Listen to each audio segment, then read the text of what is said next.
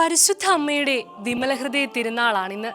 ഈശോയുടെ തിരുഹൃദയ തിരുനാളിന്റെ പിറ്റേ ദിവസമാണ് തിരുസഭ പരിശുദ്ധ കന്യകാമറിയത്തിന്റെ വിമലഹൃദയ തിരുനാൾ ആചരിക്കുന്നത്.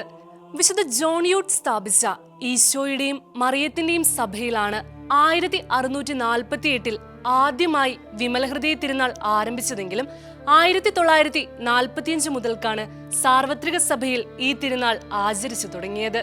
നിരവധിയായ മരിയൻ ചിത്രങ്ങൾ പ്രചാരത്തിലുണ്ടെങ്കിലും വിമലഹൃദയ മാതാവിന്റെ ചിത്രം വ്യത്യസ്തമാണ്.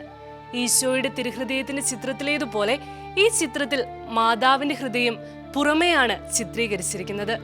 മറ്റു ചില ചിത്രങ്ങളിൽ അമ്മ തന്റെ കരങ്ങളിൽ ഹൃദയം പിടിച്ചിരിക്കുന്നതായും വേറെ ചിത്രങ്ങളിൽ ഹൃദയത്തിലേക്ക് വിരൽ ചൂണ്ടും വിധത്തിലും ആവിഷ്കരിച്ചിട്ടുണ്ട്. തന്റെ സ്നേഹം തന്റെ ഉള്ളിൽ തന്നെ ഒതുക്കി നിർത്താൻ കഴിയില്ലെന്നും അടുക്കളയ്ക്ക് വരുന്ന എല്ലാവർക്കും മാതൃസ്നേഹവും കരുതലും നൽകാനുള്ള മാതാവിന്റെ സന്നദ്ധതയുമാണ് ഇത്തരം ചിത്രീകരണങ്ങളിലൂടെ വ്യക്തമാക്കപ്പെടുന്നത്. മാതാവിന്റെ ഹൃദയത്തിൽ കാണപ്പെടുന്ന അഗ്നിനാളങ്ങളും സ്നേഹത്തിന്റെ പ്രതിഫലനങ്ങളാണ്. മാതാവിന്റെ ഹൃദയത്തിന് ചുറ്റുമുള്ള വെളുത്ത റോസാപ്പൂക്കൾ അമലോത്ഭവ ജനനത്തിന്റെയും പരിശുദ്ധിയുടെയും സൂചനയാണ്. ശിമിയോൻ പ്രവാചകൻ പറഞ്ഞ വാക്കുകളുടെ പ്രവചനത്തെയാണ് ഹൃദയത്തിലെ വാൾ ഓർമ്മിപ്പിക്കുന്നത്. ഹൃദയത്തിന് ചുറ്റുമുള്ള പ്രകാശരശ്മികൾ വെളിപാട് പുസ്തകത്തിലെ സൂര്യനെ ഉടയാടയാക്കിയ ഒരു സ്ത്രീ എന്നതിന്റെ സൂചനയാണ്. ഫാത്തിമയിലെ ഇടയബാലർക്ക് പരിശുദ്ധ അമ്മ പ്രത്യക്ഷപ്പെട്ട് റഷ്യയെ വിമലഹൃദയത്തിന് സമർപ്പിക്കണമെന്ന് ആവശ്യപ്പെട്ടതിനെ തുടർന്നാണ് വിമലഹൃദയ പ്രതിഷ്ഠകൾ പ്രചാരം നേടിയത്. 1942 ഒക്ടോബർ 31 പിയൂസ് 12 പാപ്പ ലോകത്തെ മുഴുവൻ പരിശുദ്ധ അമ്മയുടെ വിമലഹൃദയത്തിന് സമർപ്പിച്ചു.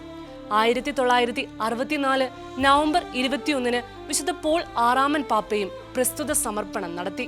1981 ജൂൺ 7 വിശുദ്ധ ജോൺ പോൾ 2 പാപ്പയും യുക്രൈൻ റഷ്യ യുദ്ധ പശ്ചാത്തലത്തിൽ 2022 ഫ്രാൻസിസ് മാർപ്പാപ്പയും വിമലഹൃദയ സമർപ്പണം നടത്തിയിരുന്നു. എല്ലാവരെയും സ്നേഹിക്കുകയും എല്ലാവർക്കും തന്റെ വിമലഹൃദയത്തിൽ ഇടം കൊടുക്കുകയും ചെയ്യുന്നവളാണ് പരിശുദ്ധ അമ്മയെങ്കിലും അമ്മയുടെ ഹൃദയത്തെ മുറിപ്പെടുത്തുന്ന ചില പാപങ്ങളുമുണ്ട്. ജന്മപാപമില്ലാതെ ജനിച്ചവളാണ് താനെന്ന് വിശ്വസിക്കാത്തതും തന്റെ നിത്യകന്യാത്വത്തിനെതിരെ സംസാരിക്കുന്നതും ദൈവമാതൃത്വത്തെ നിഷേധിക്കുന്നതും പരിശുദ്ധ അമ്മയുടെ ഹൃദയത്തിനേൽക്കുന്ന മാരകമായ മുറിവാണ്. അതുപോലെ തന്നെ തന്റെ ചിത്രങ്ങളെയും രൂപങ്ങളെയും നിന്ദിക്കുന്നതും കുഞ്ഞുങ്ങളുടെ നിഷ്കളങ്കതയും വിശുദ്ധിയും നശിപ്പിക്കുന്നതും മാതാവിന്റെ വിമലഹൃദയത്തിന്റെ വേദനകളാണ്. ഈ തിരുനാൾ ദിനത്തിൽ നമ്മുടെയെല്ലാം സ്വന്തം അമ്മയായ പരിശുദ്ധ അമ്മയുടെ വിമലഹൃദയത്തോട് നമുക്ക് ഇങ്ങനെ പ്രാർത്ഥിക്കാം. ക്രിസ്ത്യാനികളുടെ സഹായവും മനുഷ്യവർഗത്തിന്റെ അഭയവുമായ പരിശുദ്ധ മറിയമേ, യുദ്ധം കൊണ്ടും അവിശ്വാസം കൊണ്ടും അധപതിച്ചു പോയ ലോകത്തെയും പലവിധത്തിൽ പീഡിപ്പിക്കപ്പെടുന്ന തിരുസഭയെയും വിവിധ സങ്കടങ്ങൾ നിമിത്തം വലയുന്നവരായ ഞങ്ങളെയും അങ്ങേ അമലോത്ഭവ ഹൃദയത്തിന് പ്രതിഷ്ഠിക്കുന്നു. മിശിഹായുടെ സമാധാനം ഞങ്ങൾക്കും ലോകത്തിനുമായി വാങ്ങിത്തരണമേ. അങ്ങേ വിമല ഹൃദയത്തിന് പ്രതിഷ്ഠിതരായ ഞങ്ങളെ പരിശുദ്ധരായി ജീവിക്കുന്നതിനും പ്രേക്ഷിത ചൈതന്യത്തിൽ വളർന്നു വരുന്നതിനും അനുഗ്രഹിക്കണമേ. തിരുസഭാംബികെ, തിരുസഭയ്ക്ക് സർവ്വസ്വാതന്ത്ര്യവും സമാധാനവും അരുളണമേ. വിശ്വാസത്തിന്റെയും പ്രതീക്ഷയുടെയും സ്നേഹത്തിന്റെയും പാതയിലൂടെ ദൈവജനത്തെ അങ്ങ് നയിക്കണമേ. മാനവവംശത്തിനു വേണ്ടിയുള്ള ഈശോയുടെ സമർപ്പണത്തോട് യോജിച്ച് അങ്ങയോട് വിശ്വസ്തത പുലർത്തി ജീവിക്കുവാൻ ഞങ്ങളെ സഹായിക്കണമേ.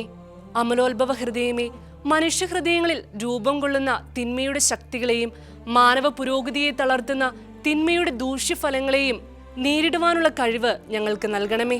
പരിശുദ്ധ അമ്മേ, ഞങ്ങളുടെ മാർപ്പാപ്പമാർ അങ്ങേക്ക് സമർപ്പിച്ചിട്ടുള്ളതും കാലാകാലങ്ങളിൽ നവീകരിക്കുന്നതുമായ ഈ പ്രതിഷ്ഠയെ സ്വീകരിച്ച് അങ്ങേ അമലോത്ഭവ ഹൃദയത്തിന്റെ സ്വന്തമായി ഞങ്ങളെ കാത്തുകൊള്ളണമേ.